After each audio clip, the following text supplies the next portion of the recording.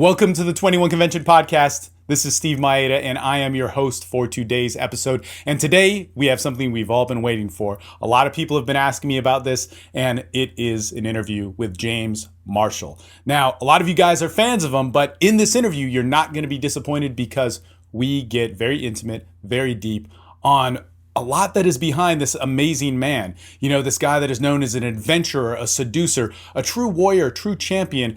And we get into his mind. What changed him? What developed that? You know, he didn't start out that way. And what were the choices, decisions, and journeys that he's still on today, but that happened in his life that made him who he is? A little bit of history here. James did a 2011 21 Convention speech in London, as well as a 2012 one, and definitely check those out. But if you haven't seen his keynote speech in 2012 from Melbourne, Australia, definitely make that a priority on your playlist. Now, aside from that, James is going to be with us in Tampa, Florida for this year's event in 2014. That's pretty amazing, and it's just around the corner, October 24th, 25th, 26th. He is going to be there sitting down face to face with you guys and working with you in something that James loves to do. You know, I'll be there. 20 other speakers are going to be there that are at the highest level in their field. If you have not gotten tickets yet, you can get them at the21convention.com/event. And I guarantee you that if you like what you hear in this rich episode where we get to know an amazing man, a true leader, you're going to love sitting down face to face with all of us, joining the discussion and the journey to be the ideal man. Let's get into this amazing podcast. Here we are with the James Marshall, 21 Convention alumni, speaker, and keynote speaker from Melbourne, Australia in 2012, and also will be at the Tampa event 2014. Get your tickets now if you want to talk to this guy, and also if you want to talk to this guy or whoever else that you see on this podcast. But man, it's been a long time since 2012 since we hung out. What the hell's been happening, man? Like, what's been going on with your life? Well, many things of all sorts of varieties. Well, the last couple of years for me have been pretty much an endless loop of traveling the world, mixing it up between lots of coaching with guys in, 20 countries, as well as following my own spiritual pursuits and random insanities everywhere from the Amazon jungle through to, the wild easts of Europe, back to Australia and so on. So a lot of stuff, man. Business, coaching, women, unplugging from the realities that have been grafted upon us by the powers that be, and lots of other fun stuff. So yeah, it's been wild. Like, you and I, we know each other pretty well, but like, everybody has their own journey in this. And I know, and I don't know it fully. You've only like hinted to me through, a few correspondence back and forth. Cause like I said, we haven't talked for a while, but this sort of idea of getting out of the hold, of what society teaches, what a man to be, a man's sex life should be, what women to be, what their sex life should be, but also their professional life, their lifestyle, and what is good. How did you kind of like break that hold of that idea? And, I know you've done a bunch of stuff and I want to actually get into it here, but like, what was the first thing that really broke that, we'll say, mold of masculinity and sense of self that, this zeitgeist world taught you to live by and brought you into who you are now and how you're evolving now? I don't think I ever was really in the running to join the normal human race. It was not like I dabbled in it and, wore a tie for a while and did the 9 to 5. And then one day said, you know what, God damn it, I'm going to put on a cardigan and go and conquer the world. Yeah. By the way, is this video as well? Can people see? Oh, wow. Isn't the future amazing? It's incredible. Oh, yeah. I'm so born in the 70s. So, yeah, I was always a bit of an outsider, I guess. And at first that wasn't something that really helped me. I was into singing opera. I was a guy who was into Eastern philosophy, into, like all sorts of stuff that wasn't being an Australian kid who played football and drank beer and was destined for a career in, somewhere in the suburbs and any of that. So I was always doing different stuff. I think the point was that that at some point I learned how to make that work. So I knew that I was always going to be a weirdo, that I was going to be a guy who wasn't going to follow the status quo. Great. And I wasn't doing that out of an act of like rebellion particularly. It's just that it didn't suit me at all. Sure. I wanted to do different things. And I realized pretty early that, well, first that was for me, that was music. I was a musician for a long time, but I realized that wasn't going to make me money and it wasn't going to make a lifestyle for me. And so I started looking more intelligently at how I could, I guess, unplug from society's constraints and then learn how to jump from society to society and take the best pieces out of it without being trapped by any single one of them. And that's been, I guess, the main focus of myself over the last, say, 5 years. So really, I mean, what the initial step out for me was going to China and studying martial arts and Shaolin Temple and deciding to be a full-time musician, even if that meant living on lentils and sleeping on people's couches, which I certainly did a lot of. I guess I wasn't afraid to live rough or to not have any security, which nobody has anyway. There is no security. It's total illusion, but people are very addicted to that illusion of security. I just never was.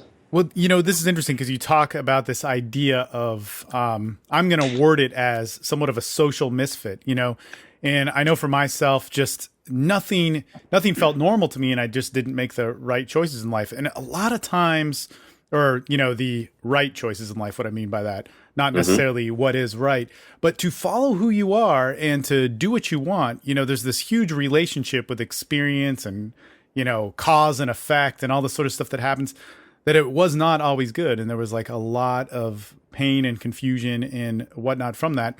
It's so interesting because when you talk about like, man, I just, wasn't set out to be a, I forget what you said, normal Aussie kid or normal, human on this earth. In that sort of pursuit of finding that happiness and confidence within that, what took you through those times of confusion? Because I know for myself, and I know for everybody else that I talk to who's had this sort of lifestyle, I mean, there's times of heavy doubt where nothing is on your side. What carried you through that? Yeah, I think when you decide to live an extreme life, you have to hit both ends of it. So you're going to have extreme highs, you're going to have extreme breakthroughs, and you're going to have extreme breakdowns as well. I mean, when we first met, when was that, 2011? 2011, yeah.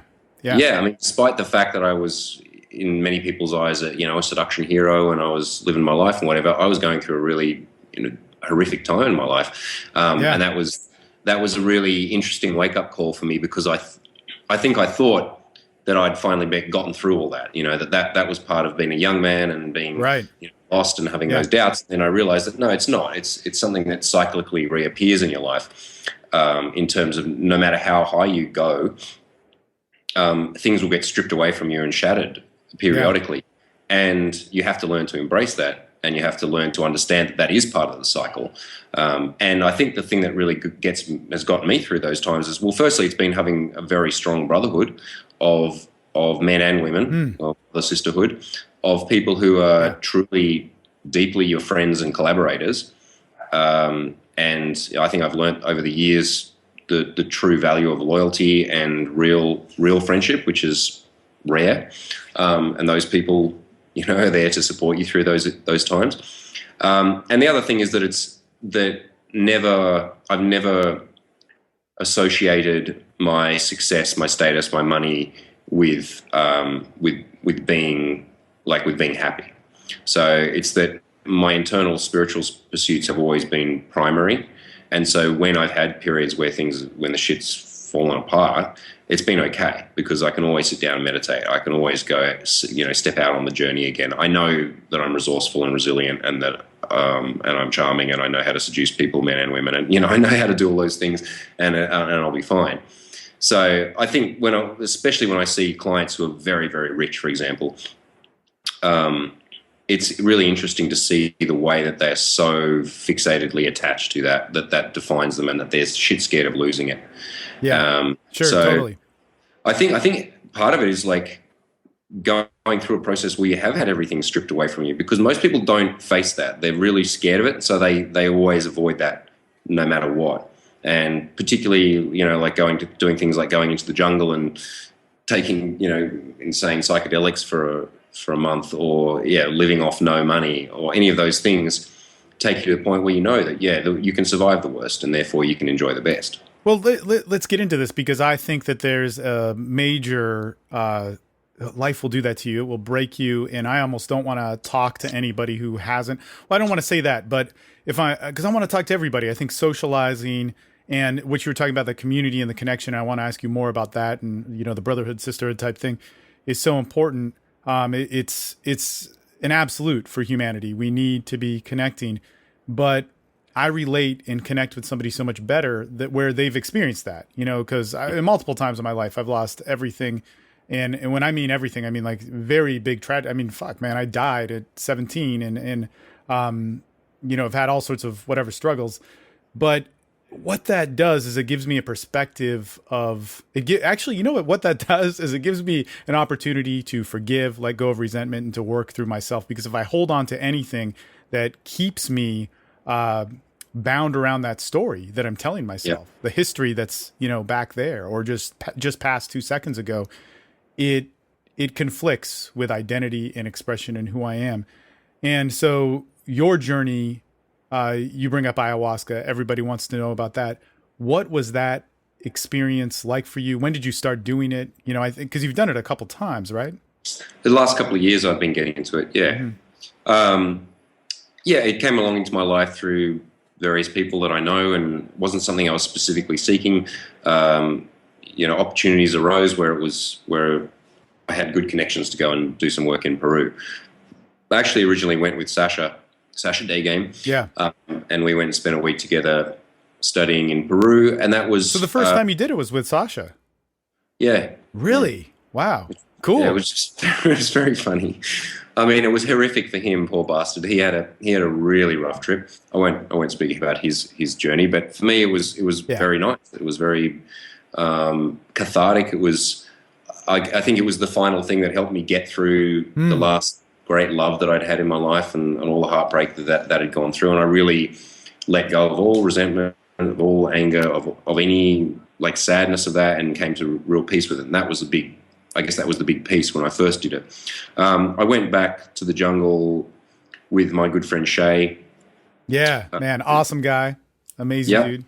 And and a few other funny people, and we went deep into the Amazon and did it on traditional lands with, I guess, in a much more intense scenario. So we lived for a month in the jungle in a hut with just 5 of us there. We had one guy who was an amazing guide who went out hunting and fishing and stuff for us, and kind of looked after us, and fought off a puma once. Really? Yeah. Now, did you witness this or no? No, I didn't witness this. But he also got malaria while we were there and just sweated it out. He was a real tough jungle dude. But anyway, so we were living in very, very austere conditions, and we prepared the vine ourselves, and we were on very strict fasting, and then we did it every second night for a month, as well as various other herbs, and snorting tobacco up your nose, and like having frog poison put on our skin, and all sorts of weird shit. So that was a much more harrowing ordeal, both physically, because of just being deprived of every single thing that we get used to in the Western world, and you realize how incredibly addicted to things like salt, sugar, flavor, women, all that stuff you are. And the way your ego just goes into like supernova fucking meltdowns when it doesn't get to have them. But yeah, for me that was a real warrior's journey, I guess. It was facing like hellish fear, because the intensity of the jungle when you're taking ayahuasca is just so overwhelming. It's like the whole environment is coming inside you, is either teaching you or trying to take you down dark paths or possess you, and all sorts of really intense stuff. And like most people, I think when you do this enough, you go through, I guess, a psycho-spiritual death sequence. So you do experience, I guess, what it's like to die, and to actually let go of your ego, your body, and have that all fall away from you, and then to face that and step through it. And for me, that was an amazing experience, because I've never felt fear since. I don't yeah, like once I stepped through that, my life has been, I guess, fearless. It's not that I'm tough. It's just that I'm not scared of things like anything really anymore. Actually, it's interesting because this was on the Twitter feed that I put out when I was going to interview somebody. One of the first questions that I got was, "What are you afraid of?" And it had a context with women. I could find the specific one, but it had to do with that. But explain, this transition from fear or fearlessness and the detachment of the ego. Yeah, I guess it's that I really any fear is based on having the potential of having something taken away from you, or of something unknown coming in and taking you over in some way. And I think when you're on ayahuasca deeply enough, you're going to experience both those things. You're going to experience being possessed and having your power and control taken away from you, and you're going to experience having everything stripped away and stepping into abysses that you can't fathom in kind of the normal world. And that it was really where all of my martial arts training, all of my spiritual training up to date came into play. It was like it was a big exam for everything I'd ever done.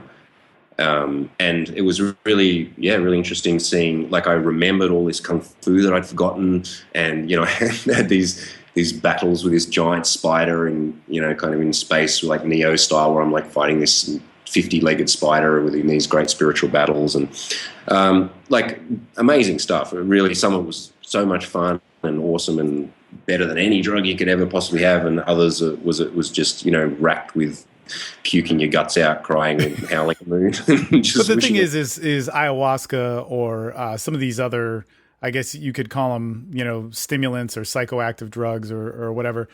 They're not the same as a drug.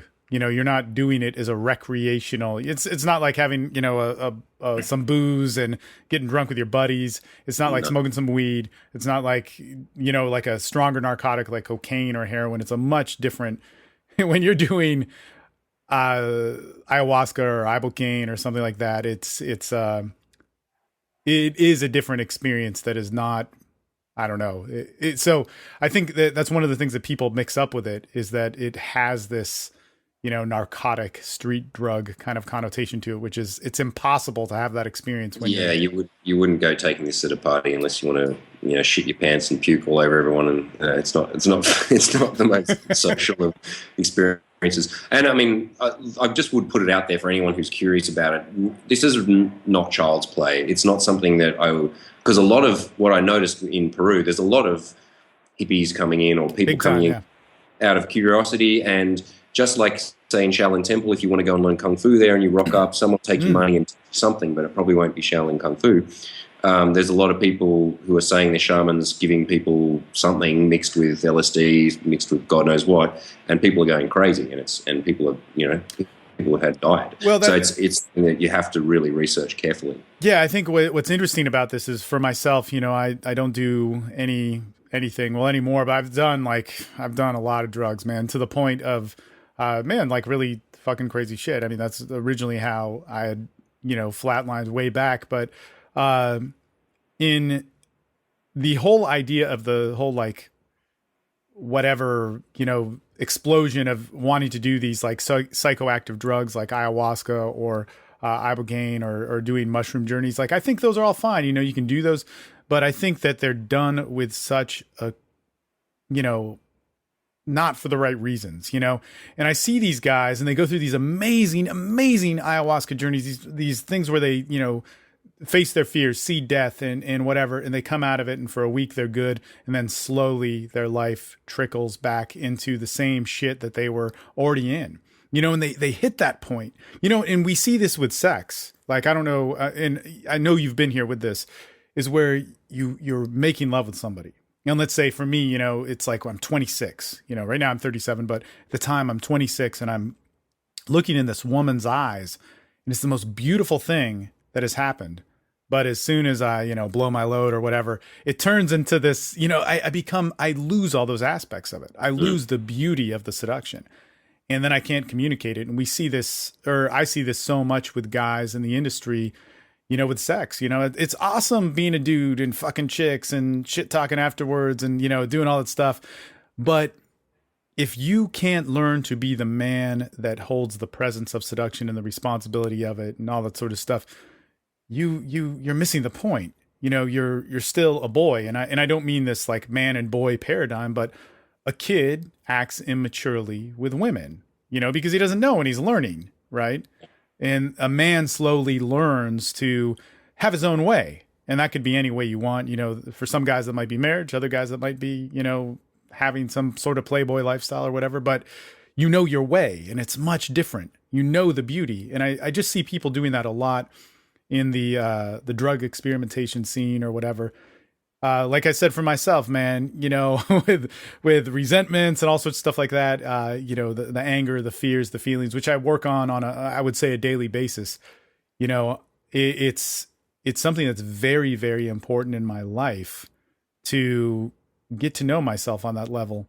And, I think if you can't take it outside of the drug world or shaman or whatever it is, you're man, it's a great experience, but it only matters when it can be made to be your own thing, when you can integrate it into your entire life. Totally. I think that goes with any pursuit where you're trying to push, well, you're trying to disintegrate your ego, you're trying to grow as a man. Any of those things, they can easily become traps, and they can easily be something that people escape into. Of course, I went through those processes, I think, like you did early on in Seduction, that the one of the initial drives to get really good with women is usually to prove yourself. Yeah. It's like to prove that I'm good enough and that, women will like me and that I can beat those jocks or I can get revenge on those cheerleaders or whatever it is. And the initial motivation is usually quite immature. And I don't think that's a bad thing, because you've got to start somewhere. But I've certainly seen guys get left behind in that, the guys who are motivated initially out of a need to prove their ego and then never get to the point where they can transition past that and start to dissolve it, and then they just get lost in this endless loop of trying to constantly get more sex to constantly validate that they are okay with themselves. Yeah. I think there's different phases that you go through in terms of a hero's journey, when you're choosing seduction as your avenue, because I think that's truly what seduction is when guys get into it. It's that they're just choosing a type of pathway to go on their own hero's journey, and they're making women and sexuality kind of the guiding light of it. And it can easily be something that takes you off your path and ruins you. Just in the same way that guys who don't engage with it, who don't engage with seduction out of fear or out of morality or out of nice guy conditioning or whatever, never step into it, and as a result, they don't get to face their ego or get to prove themselves or any of those things. So I think for anyone who's coming on these paths, kind of this leads into what I'm going to be talking about at the 21 convention. I don't want to give too much away, but I want to talk a lot about making sure that you're aware that any pathway or any dogma or anything that you're committed to is only ever as true as it is useful. And when it's no longer useful, then it's no longer true. Because you see that with fanatics of any type, any sort in the world, the moment that you become fanatical and rigid about your ideas and your mindsets, then you close all other doors to all other possibilities. You can't communicate with any other type of person. And I've seen that, in the seduction world, where guys are fixated on one particular type of seduction or school, or, hippies in the hippie circles who are fixated on this one type of meditation or whatever it is. And it just means that you can't open yourself to new changes and growth. It's an interesting thing, because with martial arts, we see this as it's just been around so much longer than a lot of other things, right? But the truth is not in the method. And functionality, in order to see something, functionality is absolutely dependent. If it's seduction, if you're not having sex, you really don't know. But if it's in fighting, it's got to work. It's got to do as it is meant to do. However, if we get too attached to the method, the structure, all this sort of stuff, in order to assume that is the truth of who we are, to assume that is the truth and the beauty of it. Because when it comes to stuff like fighting, there's so much great philosophy that comes from it for a reason. The range of humanity that comes in it. And actually, if we look at like more modern studies even with war zone or PTSD issues or things of that nature, the brain changes. The brain absolutely, you become a different person, not saying that you're not responsible for who you are, but you're a different version of yourself. You think in a different way.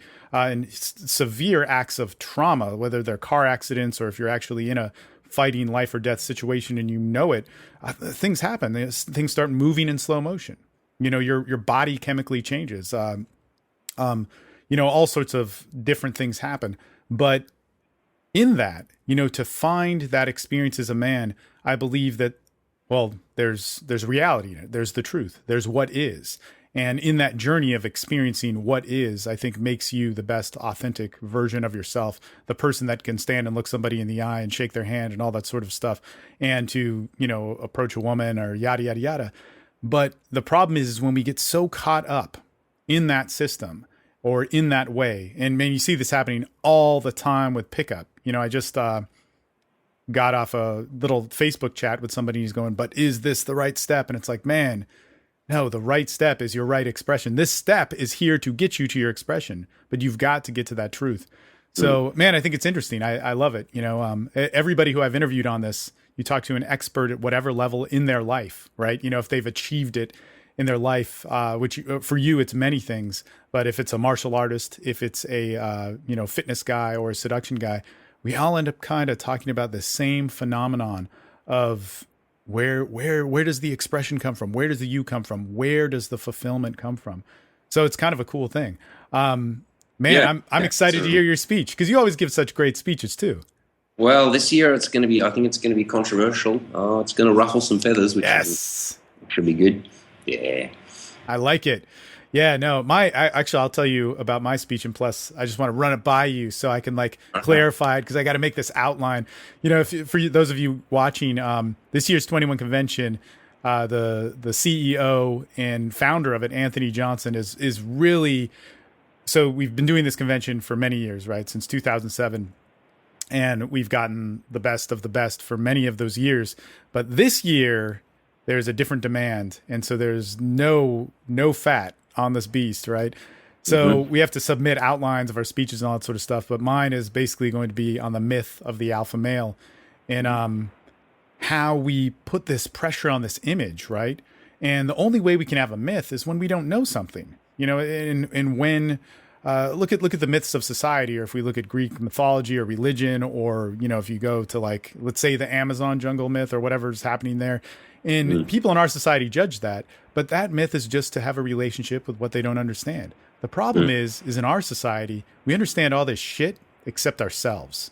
And if you take those people who are making myths in smaller societies, they tend to, I can't speak for them, but whenever I've traveled and, done the backpacking thing and really gotten down and deep, I tend to notice that many people in the world have an identity and a clear vision of who they are, what their history is, their passions are, and their purpose, and to the point where they don't even need to define it.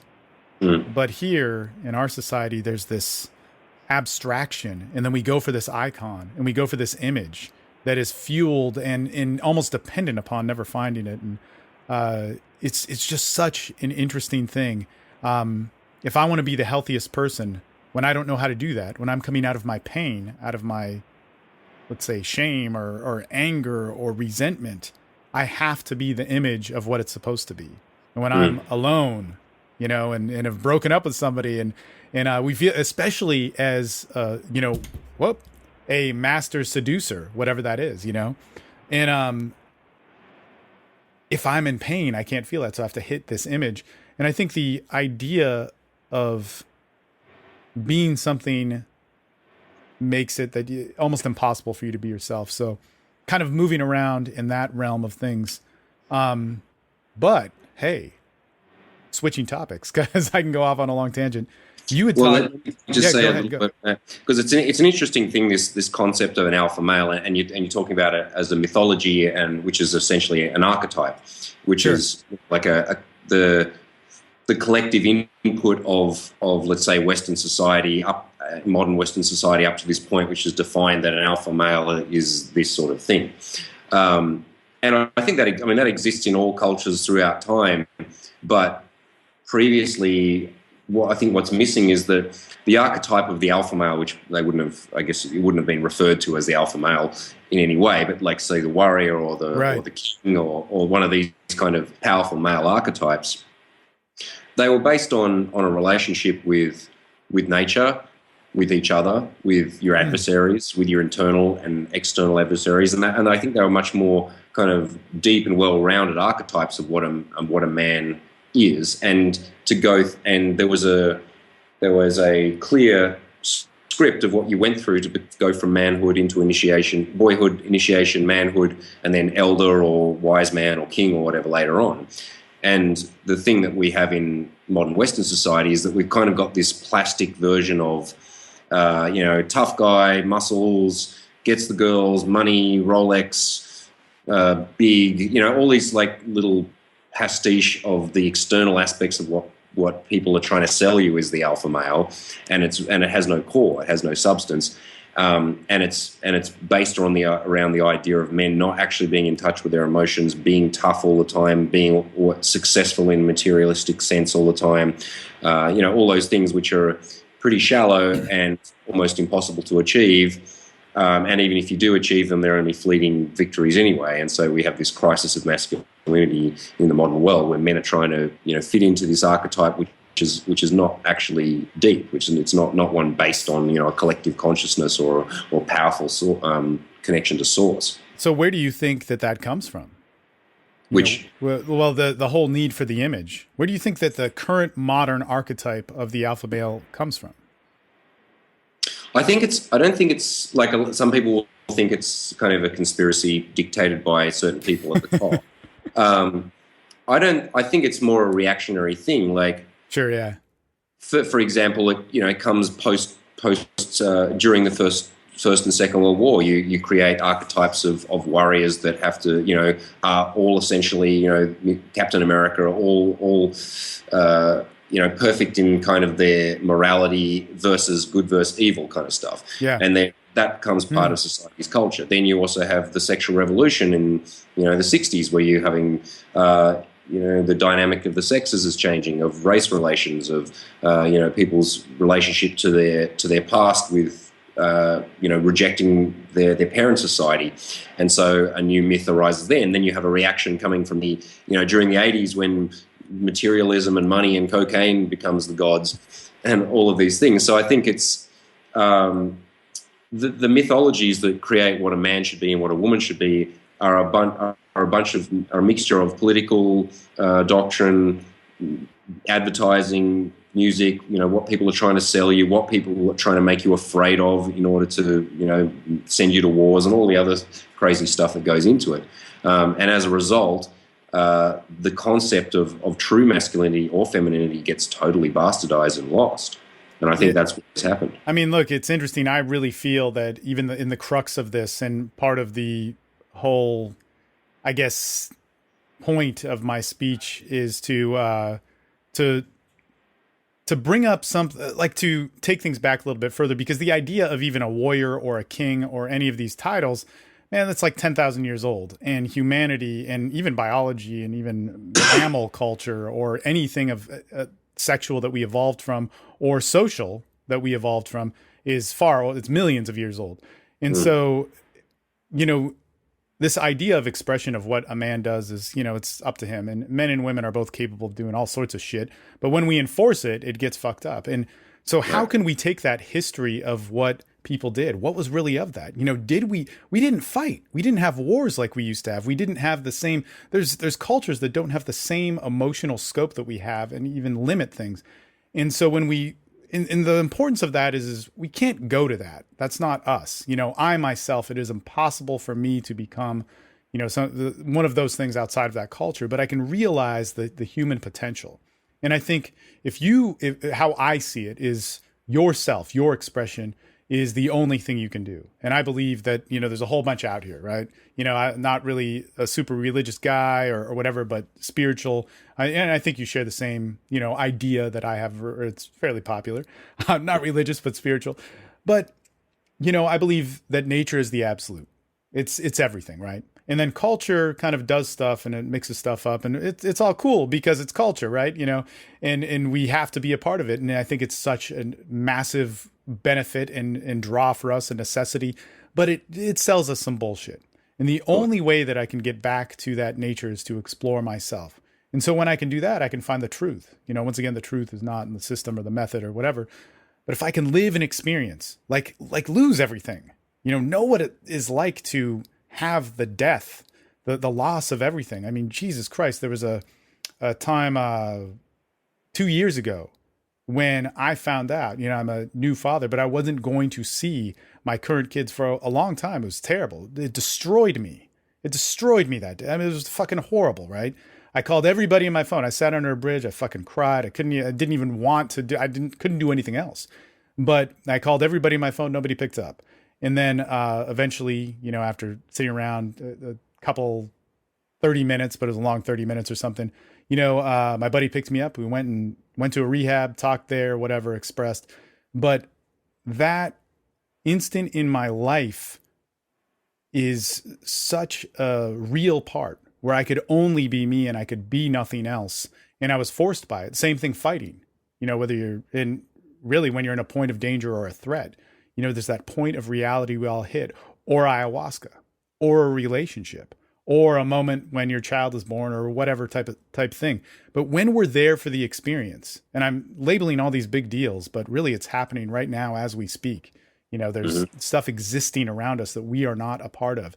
And when we can get in touch with that, that's where you see like the absolute truth. Whether I get there through a system of meditation or whatever, or, eating some crazy root that it has some awesome effect on me.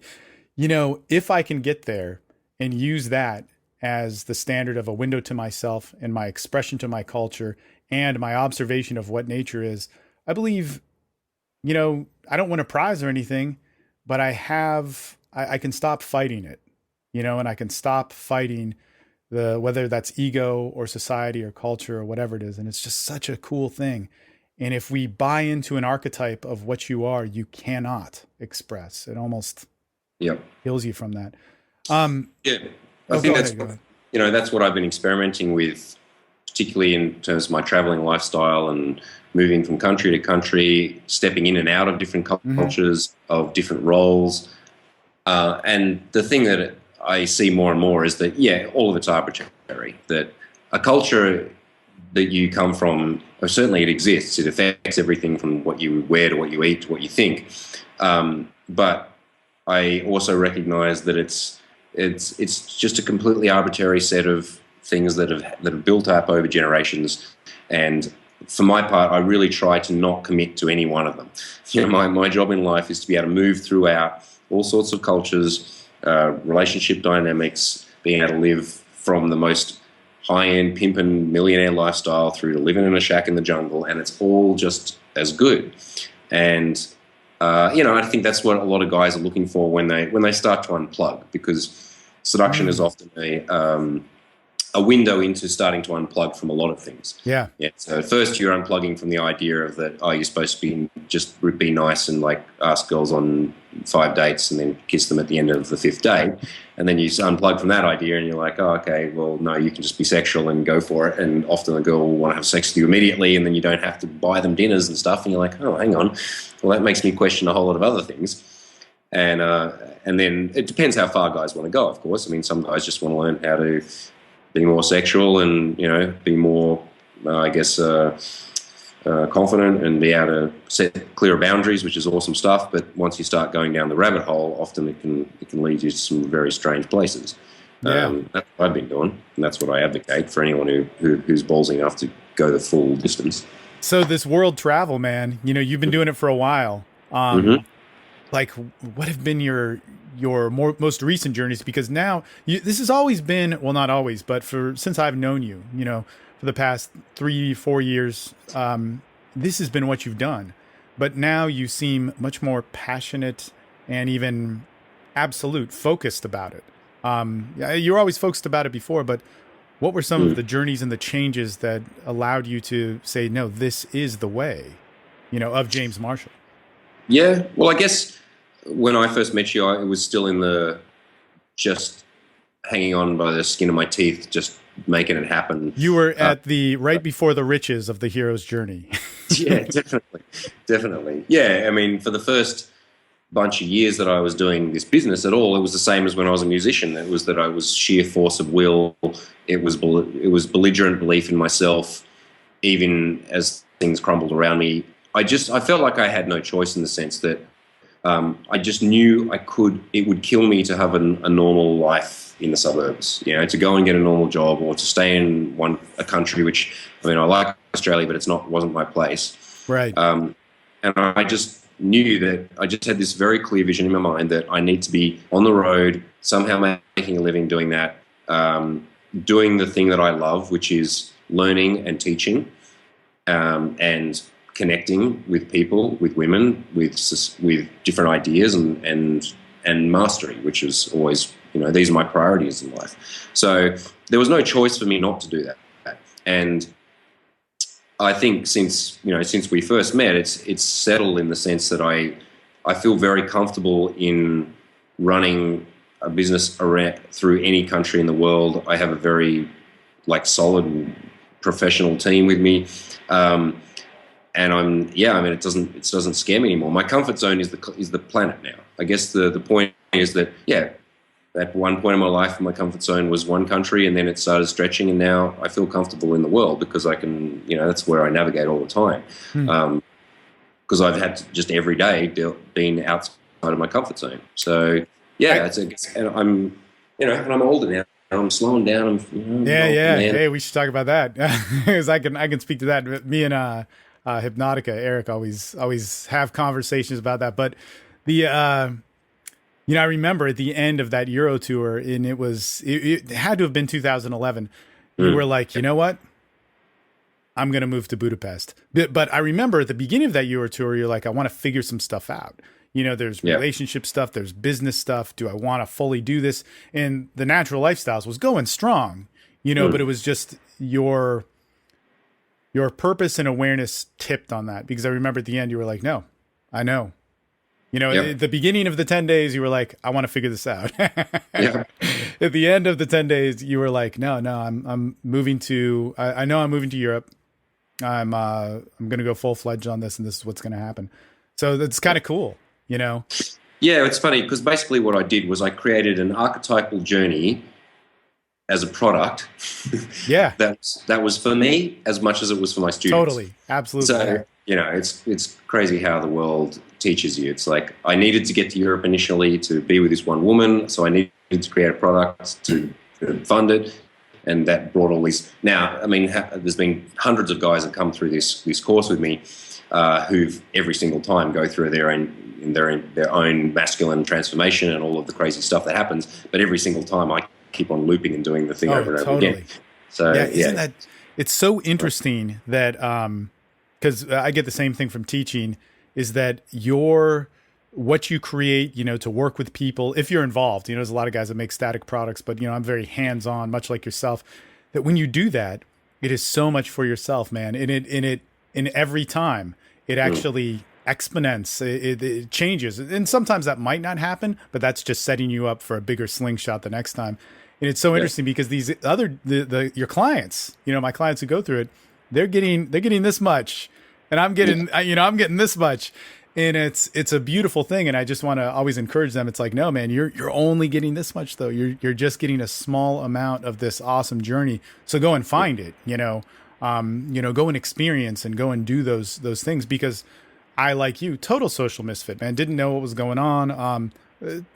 Terrible confusions through that, and then finally you pick up some steam and get some success. And it's so interesting because I just remember I was 24 and I was working professionally in theater and film, and really, actually doing really well, but just not making a lot of money, but doing some amazing artistic things. And I just remember working at a coffee shop. These guys from my high school came in, and it was in a different city than, where I went to high school, and I actually got kicked out of high school. I never finished. And they were like, hey, what's up, man? And I'm like, not much. And they spent like a good, solid 15 seconds of that, like dickheadish, like, oh no, man, want to see my car? I got a Mercedes the other day, with my wife and da da da. Just going through the whole bit. They're selling real estate. And they're like, well, why aren't you doing that? And I'm like, oh, well, I'm working in theater and I'm doing this and I, work as a gaffer for this and that or whatever. And I just felt so shitty. But all those dudes now, thank God for Facebook, because they're like, whoa, man, you do like the coolest shit. What the fuck is this? What do you do? What do you do? Yep. I don't get it. They're all, and not all of them. And I'm not promoting any sort of hate or whatever, but I'm just glad that I went through those experiences of really not knowing, because it allowed me to find something where, and I'm still searching. I'm searching as much as everybody else, but I can totally admit that, where these other people, it's like they got to a point where they really believed in something, and, sometimes it worked and sometimes it fell apart. And when it falls apart, it's really a bummer, when somebody doesn't have that's what obviously we see that a lot with clients, guys coming in who built the dream that they were told to build, was that they went to college, they got a good job, they got a wife, the second girl they slept with, they had some kids, and then she leaves them and takes off most of their shit, and then they're suddenly like back to square one, and because the dream was an illusion. Yeah. So yeah, I mean, I think that's what we're always trying to do. If we're anything above just an approach coach, if we're an actual seduction coach, we're a masculinity coach. Is we're trying to show guys that this is a really fucking rare time on this planet, and who knows how long it's going to last. This is a time when you can travel cheap. You can explore the world. You're not bound by insane religious dogmas if you live in the right parts. You can explore, you can seduce, you can learn whatever you want. You can take whatever archetype or version of masculinity that you want. That's one of the great things I think about this postmodern world, is that yes, many of us didn't have clear masculine archetypes growing up, and so we're a bit lost. But that's great, because it means that we got to choose our own. And I'm glad that I didn't have a strict father figure telling me exactly what meant to be a man, because it meant that I had to play with all these different ideas of what masculinity is. And as a result, I've had a way more interesting time, had sex with way hotter women, and been to fucking weird places. So it's a good time for your life. Yeah, man. What I want to know about it, and you had brought this up, is that in all of your sexual experience and relationships with people, how has that changed? How has that changed on your sisterhood, your relationships with women, your relationships with women who are friends, and that women you're attracted to? I think I've come to much more peace about the depth and incomprehensibility of female sexuality. I think I really railed against it. Like most men do, they try to compartmentalize what it is that a woman is. They try to define her through her sexuality. Most men have implanted in their brains the Madonna whore complex of some sort, where, they judge women for their sexuality. And I went through all that, maybe not as extreme as someone who's, brought up in a... Depends on how long they held on to it. Yeah, and I think I've finally come to peace with that, and I accept that women are whatever they are, as opposed to me trying to force them to be something that they're not. And I accept that human relationships are fraught with so many, so much complications, that the dynamic of men and women is never going to be settled and just going to be at peace, although it can be in a flux of peace, in the sense that, these days I think I'm much more solid as a man, definitely. I'm much clearer about who I am, so I have a lot less drama in my life. But when somebody disappoints me, or there's a part of a woman that I just still don't understand, which just continues to be the case, I think I'm more okay with that. I think I was quite rigid as a young guy in my 20s, early 20s. I was a very extreme Buddhist, and I was also very rigid about morality, not in like a Christian sense, but just in a kind of a things should be this way or they should be that way. And I've come to understand that you can always trust people to be people. You don't, if any time you try to implant your views, your ethics, your morality on someone else, you're going to be disappointed. Yeah. So at the same time, I guess I've become much better at recognizing when someone, male or female, is bringing drama or dishonesty into my life, and I don't engage with that anymore. So yeah, I think as a guy, growing up, you're going to go through periods where you're going to get ripped off, fucked over, heartbroken, all of those things. And that's good. You have to go through those. Try not to go through them more than like twice in each variation, just so that chew up your entire life. Maybe don't have children with that people as well, I would suggest, but I don't know about children. And then recognize that it's not that these people are bad or that you're good. It's that if people are always warning you about how they're going to treat you, they're always giving you little hints about what's going to happen down the track. And most people ignore those when they want to. And that's when you end up chewing up decades of your life with the wrong sexual partner, wrong business partner, or whatever. This is actually something that a lot of people want to talk about. What does it always come down to for the big male struggle? There's money, sex, and I guess you could say like anger or something like that. But in those toxic relationships, we'll start with business because you highlighted that one. What were some of the things that really set you off about a characteristic? And I'll tell you this for myself. They kind of align. They're very transparent through everything. Whether that's relationships or business relationships or intimate relationships. What were some of those things that kind of like the red flags that set you off there? When I was in China many years ago, I went to see this fortune teller, and he told me my fortune, which was loosely translated by the girl I was with, that was something like, "You are a little famous now, and you'll be more famous later. You will be a good friend, but a terrible husband, and do not do business with your best friends." These were ominous words of the Chinese guy. And he was pretty much right. I was a bad husband. I'm definitely a good friend. And I've certainly had some bad experiences doing business with friends, and I'm a little bit more famous now, as we can tell by the old what's going on here. What I learned was that always watch people's actions, never listen to their words. I think that's the primary thing. So there's a lot of really good bullshit artists out there.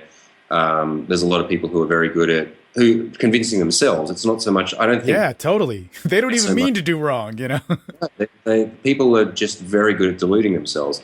So I typically now, in terms of all the business, because I do a lot of business with friends, it's the nature of this business. Sure. The people that I work with, I live with, I travel with all the time. Right. They're very close friends of mine. And I've had a lot of guys come through this business who were great seducers, exceptional ladies' men, and just not very reliable people. I think it's really important to watch people's actions. So if someone, ignore everything that they say. Same goes with women. Women will tell you all sorts of funny stuff, and if you listen carefully to it and only focus on the words, you'll miss what they're actually trying to tell you. The old "we're not having sex tonight" sentence. If I go home with you, I'm not going to sleep with you. Yeah, that kind of thing. That sounds logical and that sounds right, but really she probably doesn't mean that. Otherwise, she wouldn't come home with you. But yeah, I think that's what I've really looked at. And the other thing is I look at, because now that I'm in a position where I'm a little bit famous in a weird niche, I get a lot of people coming to me all the time wanting to do things for me or help me or be involved. Oh, man. Yeah. Which is nice. Yeah. It's nice to have fans. I wish they were hot chicks instead of Yeah. Yeah, I'm like, it's kind of like being a rock star, but not quite as good. No offense to any of the guys that came and talked to me. It's not your fault you're not a hot chick. It's my fault for not being a rock star. The other thing is I look very carefully at how do people treat other people, not just the person that they're trying to impress. So it's very easy to be sycophantic and appear to be awesome in front of somebody, but I really watch people carefully in terms of how do they treat a waiter. How do they treat someone? How do they treat someone that they perceive they have power over is something that I'm really interested in. Yeah. Because that's where I notice nasty things coming out. When someone, treats the hired help badly, I'm like, I don't really want to deal with that person. Yeah. Because I don't want people who decide that some people are worth more than others based on what job they have or how much money they have or what race they are or whatever. I really, it's interesting because you brought up a lot of stuff about like people coming to you with, hey, I'll help you out with this and that and the other thing. When they start to find out who you are, what's interesting, again, you gotta see how those people have a relationship with the world, and especially with women too. And in categorizing the worst thing that you can do, because that's what I hate. That's one of the behavioral traits that I really hate to see. But again, the system is not the truth. But we need it. We need it. Nature doesn't need science. It doesn't need science to be nature, but man needs science to understand it. But, when I see people like really categorizing, women, friends, people that you do business with, when they, talk about, let's say being ripped off a lot or being abused a lot or something like that, there's part of them and how they have that relationship that just takes a little bit of a closer look. Because for myself, man, I've had tons of bad relationships. They're all my fault, right? I've been with people that, if you looked at them and me, both of us did some horrific shit, right? But that person could go be fine, maybe, in another realm or with another person or whatever. And I can too. And I think that's what men and women need to know about their failure and personal evolution. Even being a social misfit kid, you do a lot of stupid shit. But if you can learn to own that, you can transcend into who you really are, or the beauty behind that. The same thing that makes you want to do a bunch of blow and fuck chicks and get a bunch of hookers or whatever it is, or whatever the social stigma is for bad, is probably the same thing, which is tapped into your success. And if you can stop reacting and learn to bounce with it and build a relationship with it, you can come to the greatness that is yourself. And when I see people in that battle, I guess that's more it. When I see people still in that battle, it's like, that's where the flag goes up of like, I can't let a lot of myself connect with you right now, just because, shit, man, I don't like my life when I'm in that mode, and people in your environment and influences so much about you and what gives the true value of life. It does. And, as you get older, you start recognizing that your life is finite. I think when you're a young man, you don't really conceptualize that. And as you get older, you start going, okay, yeah, I'm not here forever. And what am I doing with every of the last moments that I have, whether there's another 5 or 60 years of them? I guess I'm not tolerant anymore of people who waste my time, people who lie to me, and people who are just dishonest with themselves. It's not that I have anything against anybody's right to live their lives however the fuck they want, but I think we often people chew up an immense amount of their life for somebody else. Whether that's their parents' idea of what they should have been, a shitty relationship, a job that they fucking hate that strips their soul, or just even their best friend that's always been there, but is actually someone who's just always taking from them. All of these insidious little relationships where people and things are stealing your time and not giving something back that's worthwhile. And I think that's a really important thing that everybody in the planet, if you're going to have any kind of successful or happy life, you have to realize where is the theft coming from. And move over to where the trade's happening.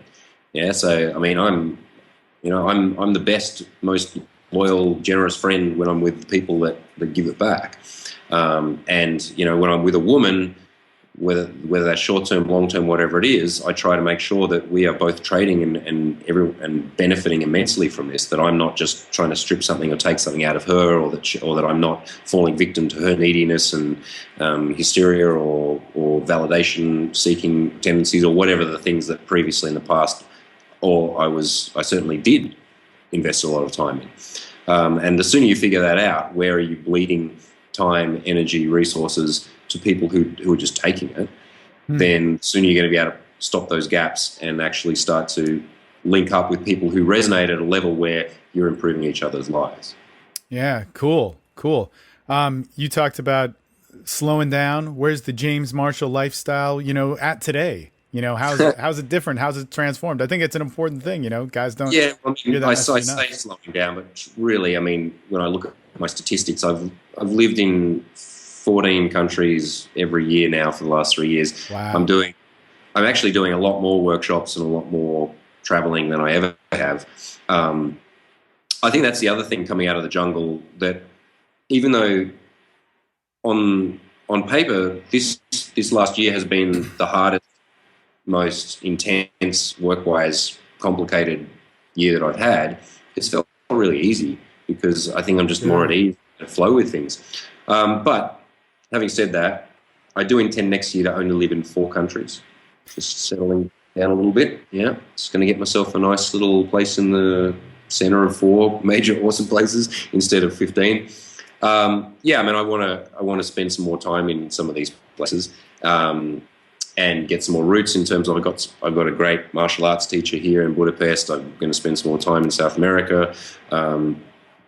You know, I've got a great girl that I'm smitten with in Serbia. There's different things where I'm like, okay, I want to sort of orbit my life in a bit more of a, well, you know, not a normal way, but just a little bit slower. And you know, I'm not going to be doing this forever. This lifestyle of careering around the world, doing this, at some point it'll just change. I don't know. I'm not planning for. There'll be a time when I'm just like, cool, all right, that's enough. I'm going to go and do something else now.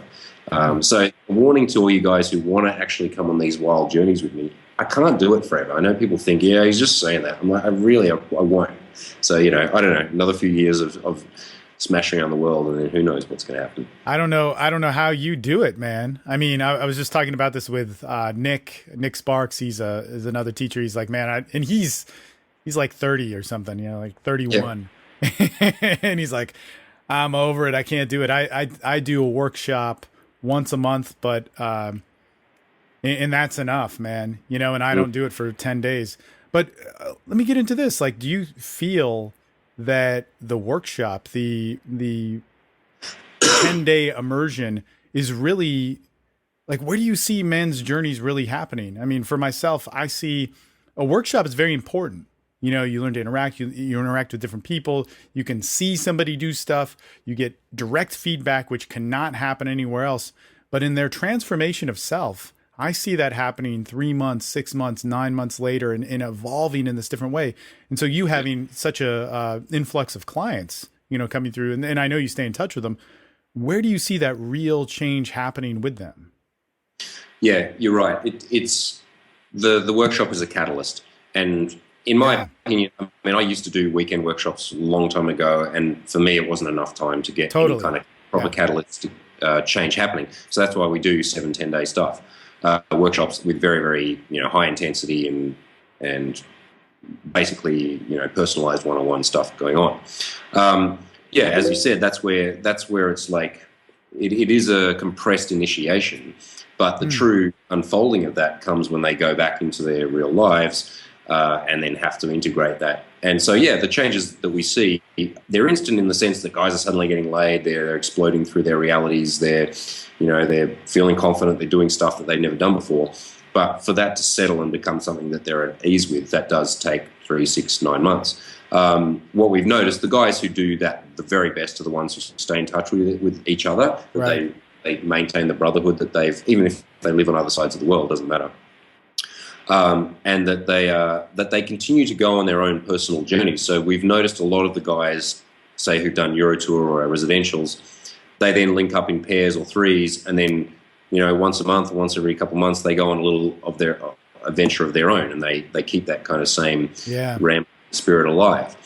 At the same time, we certainly subscribe that they need to look at other areas of depth. So I'm always suggesting to guys that they do a 10-day Vipassana meditation course, or they get into some kind of spirituality, or that they get into other dynamics for expression, such as improvisation or theater or dance, or you know, different creative outlets, especially for guys who often come from very, very analytical fields, such as engineering or accounting, whatever. That's very common with guys. So I think what we're really trying to instill in people is the concept that a workshop is not there to fix you. It's at very best, it's a catalyst for you to step onto your own, to taking responsibility for your own personal journey and change. Because at the end of the day, you can have your limitations or you can have growth. You can't have both. You can have your excuses or you can have, you know, your expansion and your quest. You can't have both. And it's very, very easy for anyone to sit in their excuses, limitations, and become a victim.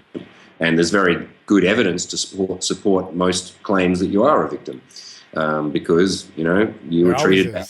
Yeah, I mean, there's always plenty of evidence for that. I could have quite easily sat in victimhood my entire life because I was brought up by a single mother in a poor household and blah blah blah.